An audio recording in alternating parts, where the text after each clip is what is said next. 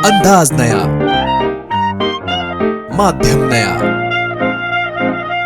Politics वाला, आओ राजनीति करें।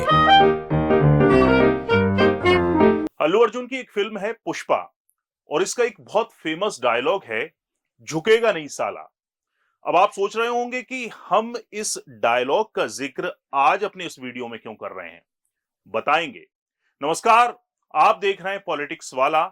मैं हूं राशिद अहमद खान और आज हम बात करेंगे दिल्ली चुनाव के नतीजों पर।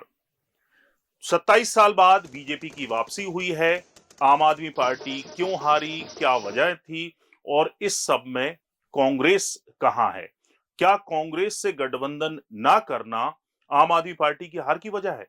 तमाम सवाल हैं और इनके जवाब हम तलाशेंगे। हमारे साथ मौजूद हैं पॉलिटिक्स वाला के एडिटर पंकज मुकाती जी।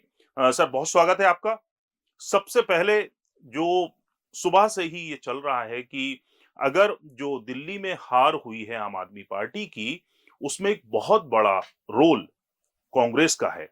ऐसी 10 सीटें हैं जिनमें कांग्रेस जो कैंडिडेट हैं, भारतीय जनता पार्टी जहां जीती है उनसे जो अंतर है उससे ज्यादा कांग्रेस कैंडिडेट वहां पर वोट लेके गए हैं।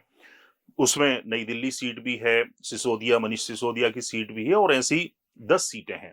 उसका भी मैं आपको जिक्र करेंगे कि कहां कहां जो मार्जिन है वो कांग्रेस का ज्यादा है। आपको क्या लगता है? निश्चित तौर पर जब आम आदमी पार्टी ने कांग्रेस के साथ दिल्ली में गठबंधन से इनकार किया, उसी दिन से भारतीय जनता पार्टी ने इस मुद्दे को लपका और एक जैसे आपने कहा कि 10 सीटों पर यह अंतर है। जी। सबसे ज्यादा आप अरविंद केजरीवाल की सीट को ही देख लीजिए। अगर जी। कांग्रेस के साथ आम आदमी पार्टी ने गठबंधन किया होता तो अरविंद केजरीवाल शायद आज चुनाव जीत जाते, क्योंकि जी। करीब 4,000 के आसपास वोट संदीप दीक्षित लेके आए हैं जी। और अरविंद केजरीवाल करीब 1200 वोटों से हारे। जी। तो ये मार्जिन जो है, क्योंकि इसको समझना इसलिए होगा कि ये कैसे हुआ, क्योंकि आम आदमी पार्टी का जो वोट है वो निश्चित तौर पर कांग्रेस का ही वोट था, जो कांग्रेस की सरकार से त्रस्त होकर 2015 में अन्ना आंदोलन जो था, 2014 में, उसके बाद अन्ना आंदोलन से ये निष्कर्ष निकला कि कांग्रेस केंद्र में ठीक नहीं कर रही है और एक आंदोलन से निकले हुए नेताओं को मौका मिलना चाहिए। और वो सारा वोट बैंक शीला दीक्षित का था, जो सीधे सीधे आम आदमी पार्टी को मिला। भारतीय जनता पार्टी की दिल्ली में वैसे भी कोई सरकार नहीं थी पिछले 27 सालों से, उसका कोई इतना मजबूत वोट बैंक नहीं था।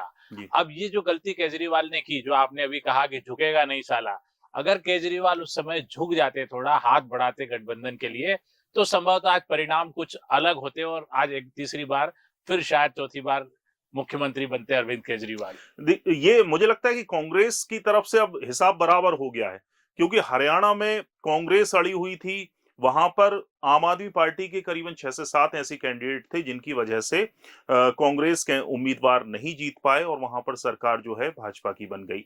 अब दिल्ली में भी वही हुआ कि यहाँ पर कांग्रेस ने गठबंधन की कोशिश की, लेकिन अरविंद केजरीवाल अड़ गए।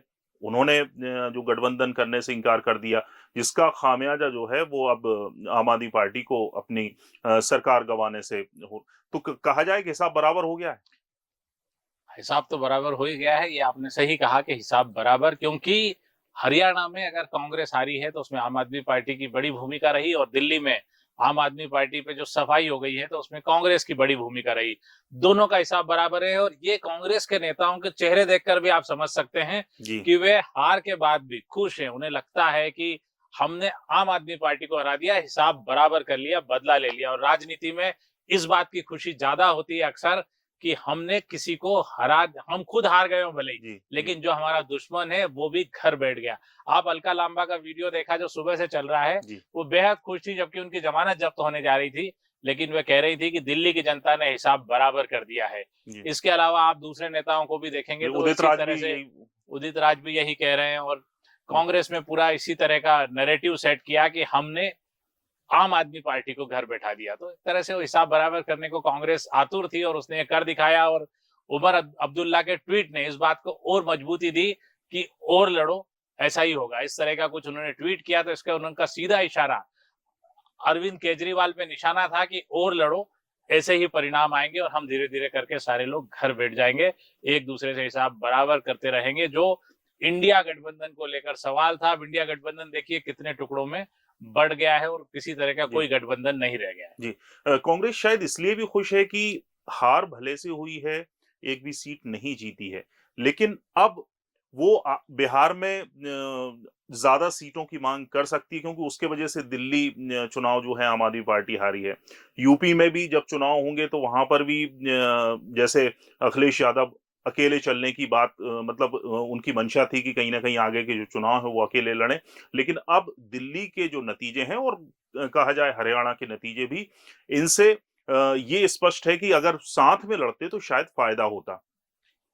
देखिए, साथ में लड़ने वाली चीज तो कांग्रेस ने साबित करी थी कि अगर साथ नहीं लड़ेंगे तो नुकसान होगा। जो एक नारा बड़े दिनों से चल रहा है कि बटोगे तो कटोगे, ये दिया योगी आदित्यनाथ ने भारतीय जनता पार्टी और हिंदुओं के लिए था, जी। लेकिन ये इंडिया गठबंधन पे लागू होता है कि बटोगे तो कटोगे। देखिए, आप इंडिया गठबंधन में जितनी टूट हो रही है उतना वो कटते जा रहे हैं, उनकी सीट कम हो रही। दूसरी सबसे बड़ी बात, जीरो जो है कांग्रेस जी। के लिए, जीरो भी बहुत फायदे का हो गया है, जी। क्योंकि वो इस जीरो के साथ अरविंद केजरीवाल को जोड़कर जहां भी जीरो जुड़ेगा वो प्लस हो जाएगा, एक में जीरो जुड़ेगा 10 हो जाएगा। जी। कांग्रेस इसी जीरो को लेकर उत्तर प्रदेश और बिहार में ठीक ठाक बार्गेन कर पाएगी और इंडिया गठबंधन के जो दूसरे नेता हैं जो ये समझते हैं अरविंद केजरीवाल की तरह कि हम नहीं झुकेंगे, वो भी अब सोचेंगे कि थोड़ा झुकना ठीक है, नहीं तो झुकेगा नहीं साला में कमर टूट सकती है। जी। एक और बहुत अहम सवाल है कि आम आदमी पार्टी का भविष्य क्या होगा? क्योंकि हमने ऐसी कई पार्टियां देखी हैं जो व्यक्ति केंद्रित होती हैं। उनका भविष्य अगर वो एक बार हारना शुरू होता है तो फिर वो खत्म हो जाती हैं। क्या ऐसा ही आम आदमी पार्टी के साथ भी होगा, या फिर से वो खड़ी होगी और अच्छी स्थिति में आ सकती है? देखिए, अब तक का इतिहास तो यही रहा है कि जिस भी नेता ने पार्टी से ऊपर खुद को रखा है, यानी जी। कि चेहरे की राजनीति की है जी। और संगठन खड़ा नहीं किया है, अपने बाद नंबर 2 की टीम नहीं बनाई, जो अरविंद केजरीवाल ने कभी नहीं बनाई। जी। आप देखिए, वो जेल पहुंचे तो भी हम्म। शासन वो खुद ही करते रहे। जेल से लौटने के बाद जरूर उन्होंने आतिशी को मुख्यमंत्री बनाया, लेकिन हम सब जानते हैं कि अरविंद केजरीवाल का पूरा प्रभुत्व और दबदबा था। दूसरे राज्यों में भी कहीं उन्होंने किसी बड़े नेता को आगे नहीं आने दिया जो अरविंद केजरीवाल की जगह ले सके या उनके बराबर खड़ा हो सके। जी। इतिहास में देखेंगे तो बहुजन समाज पार्टी, जिसने बड़ी सरकार बनाई उत्तर प्रदेश में, मायावती का बड़ा नाम था, लेकिन सिर्फ और सिर्फ मायावती जैसे ही तमाम तरह के घोटालों में फंसती नजर आती है, सीबीआई जांच होती है, मायावती जैसे ही किनारे कर दी जाती है, बहुजन समाज पार्टी का आज कोई नाम लेवा नहीं है। जी। लंबे समय तक शासन करने वाले उड़ीसा में नवीन पटनायक को देखिए आप, कि नवीन पटनायक एकमात्र चेहरा थे, वो कोई दूसरा चेहरा पार्टी में खड़ा नहीं कर पाए। जी। तो जब नवीन पटनायक बुजुर्ग हो गए, अशक्त हो गए जी। और जनता के सामने कोई विकल्प नहीं था, और फिर भारतीय जनता पार्टी उड़ीसा में भी सरकार बनाती है। जयललिता की देखिए आप, जी। जयललिता की पार्टी जो है द्रमुक, वो भी आज कहाँ है उसका कोई ठिकाना नहीं है, क्योंकि चेहरा केंद्रित पार्टी थी। तो वैसे ही अरविंद केजरीवाल वापस पार्टी को कितना खड़ा कर पाएंगे, कितने लोग उनके साथ जुड़ पाएंगे। और अभी तो देखिए आप, एक अलग तरह का नैरेटिव सेट हुआ है कि जो जीत के विधायक आए हैं आम आदमी पार्टी के, वो ये मानने लगेंगे कि अरविंद केजरीवाल खुद चुनाव हार गए हैं, ये जो जीत है हमारी खुद की जीत है। जी। और हो सकता है कि इनमें से कुछ विधायक वापस भारतीय जनता पार्टी के पास चले जाएं या किसी और पार्टी में चले जाएं। एक बड़ा बिखराव इस पार्टी में देखने को मिल सकता है। तो बहुत मुश्किल है कि अरविंद केजरीवाल की आम आदमी पार्टी फिर से उसी वजूद के साथ खड़ी हो पाए जिस वजूद के साथ वो सत्ता में आई थी। एक आखिरी सवाल मैं आपसे लेना चाहूंगा कि कुमार विश्वास हों या फिर स्वाति मालीवाल हों, ऐसे कई नेता हैं जिन्होंने केजरीवाल के कंधे से कंधा मिलाकर राजनीति की शुरुआत की और सरकार बनाने में भी दिल्ली में बहुत अहम योगदान दिया। आज मुखर हो गए हैं। स्वाति मालीवाल ने भी सोशल मीडिया के जरिए अपनी उन्होंने नाराजगी जाहिर की और एक खुशी भी जाहिर की। केजरीवाल को जमकर कुमार विश्वास ने भी खरी खोटी सुनाई है। क्या कहेंगे? देखिए, ये तो वैसा ही होता है कि जब आप शुरुआती सीढ़ियां चढ़ते हैं और जो लोग आपकी मदद करते हैं, जी। वो आपसे ये उम्मीद रखते हैं कि आप उन्हें कुछ दें या न दें, पर उनका अपमान न करें। जी। लेकिन आप सीढ़ी पे चढ़ने के बाद जब उन्हें धक्का देते हैं तो वो अपनी पीड़ा जरूर दिखाते हैं। 3 इडियट फिल्म में एक डायलॉग जो आपने देखा होगा परिणाम के वक्त, जी। कि खुद का फेल हो जाना उतना दुख नहीं देता जितना कि किसी दोस्त का मेरिट में आ जाना मेरिट दुखी में आ जाना। करता है। जी। जी। तो ऐसा ही मामला है। और दूसरा, अरविंद केजरीवाल हो या स्वाति मालीवाल हो या और भी कई चेहरे हैं जिन्होंने अपना ठीक ठाक वक्त दिया अरविंद केजरीवाल के साथ। और अगर अरविंद केजरीवाल आज उनके साथ जुड़े रहते, जी। आप भारतीय जनता पार्टी को देखिए या कांग्रेस को देखिए, जी। दोनों ने अपने कई ऐसे नेताओं को साथ में बनाए रखा है जो खुले तौर पर विद्रोह करते हैं, बगावत करते हैं, लेकिन पार्टी उनके साथ खड़ी रहती है, उनकी बातें सुनती है। लेकिन अरविंद केजरीवाल ने किसी भी ऐसे नेता को आसपास नहीं आने दिया, इसलिए ये मुखरता अभी और निकल के आएगी। आप देखिए आने वाले समय में कुछ और नेता इस तरह के बयान देंगे। बहुत बहुत शुक्रिया पंकज जी। तो झुकेगा नहीं साला या इस तरह के जो डायलॉग हैं वो फिल्मों तक ही अच्छे लगते हैं। राजनीति में या रियल लाइफ में हालात को देखकर जो है स्थितियां, जो परिस्थितियां, उसको देखकर निर्णय लिए जाते हैं, डिसीजन लिया जाता है। लेकिन शायद केजरीवाल यहां चूक गए। अगर कांग्रेस के साथ गठबंधन करते तो कह सकते हैं कि जो उनके 10 से 12 कैंडिडेट उम्मीदवार जो हैं वो चुनाव हारे हैं कांग्रेस उम्मीदवारों की वजह से।